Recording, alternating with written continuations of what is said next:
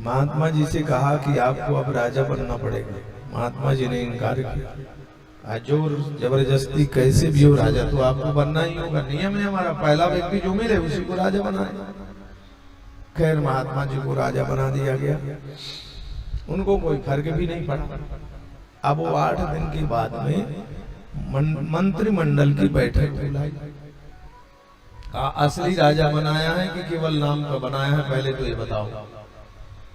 तो मंत्रियों ने कहा 1 वर्ष के लिए आपको असली ही बनाया है। अभी तक जो राजा बनते थे वो अपने एक एक दिन गिनते हुए साल व्यतीत कर दे, दुखी हों और चले जाएं संसार। लेकिन वो संत थे, जिसे आत्मज्ञान आत्मबोध हो जाता है उसे संत कहते हैं, ध्यान रखना। जिसे मृत्यु का भय दूर हो जाए वो संत। यदि मरने से डरे, डरना तो किसी को नहीं चाहिए, लेकिन संत को मृत्यु से तो बिल्कुल डरना ही नहीं चाहिए। तो संत ने कहा अभी तक 8 दिन हो गए, मेरी कुछ बात चलेगी? कहा बिल्कुल चलेगी। यदि मेरी बात चलेगी और मैं असली राजा हूं तो नदी के उस पार का जो भयंकर जंगल है उसे कटवा डाल,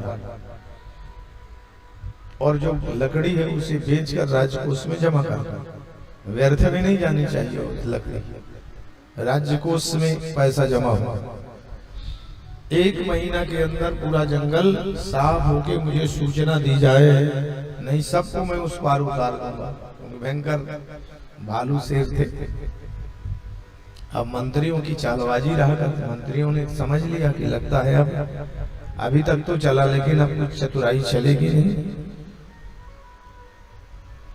बनाने में देर लगती है, बिगाड़ने में नहीं।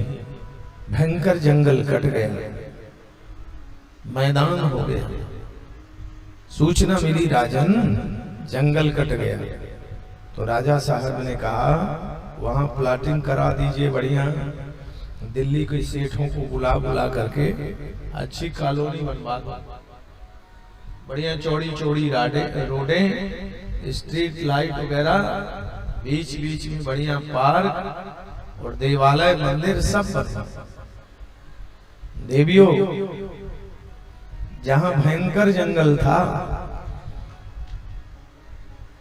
और अनेक प्रकार के जीव जंतु थे, वहां बहुत सुंदर नगर बस गया, मंदिर बन गए, सब आनंद हो गए।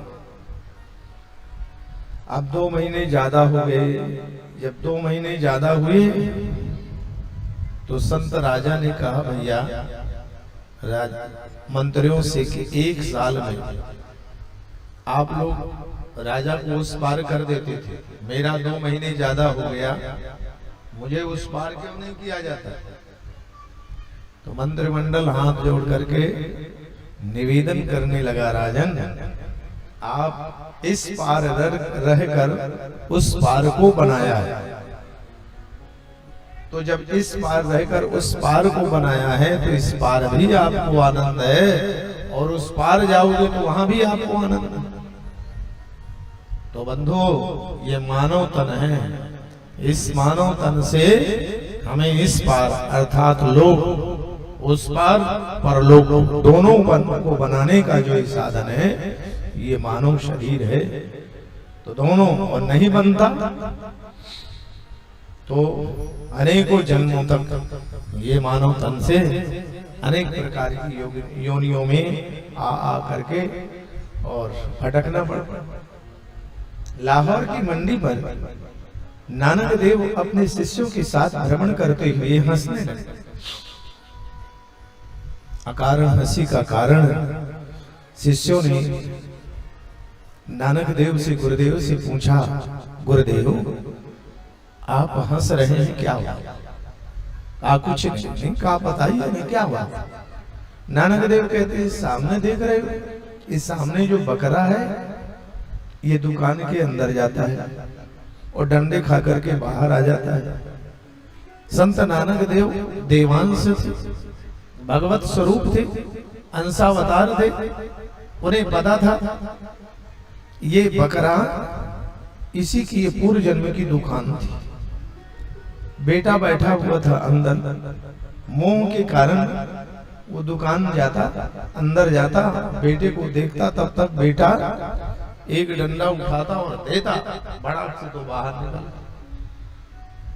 तो नानक देव इसलिए हंस रहे हैं, शिष्यों से कह रहे हैं कि इसको भी मानव तन मिला था, लेकिन कभी किसी से प्यार से नहीं बोला, अहंकार बस रहा, यावत जीवन अहंकार किया, परिणाम स्वरूप इसे बकरा बनना पड़ा।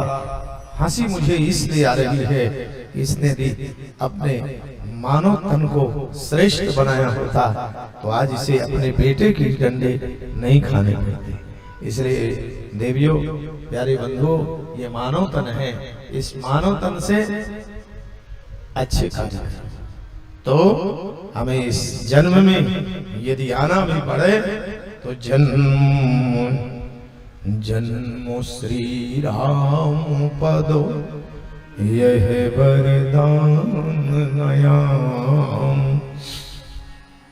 यदि हमें धरती में हम आए तो हमें मानव तन ही मिले और योनियों में आनंद नहीं है, मानव तन में ही आनंद है। इसलिए भगवान से भक्त क्या मांगता है? अर्थ न धर्म न काम रुचि गति न चहु निर्माण जन्म जन्म श्री राम पदो यह वरदान नया। तो इस मानव तन से ही हमें आप सबको बनाना है, श्रेष्ठतम काम करना है, अच्छे कार्य में लगना है। ये पंचम स्कंद का भाव सुखदेव जी महाराज के चरणों में परम भागवत परीक्षित जी ने निवेदन किया।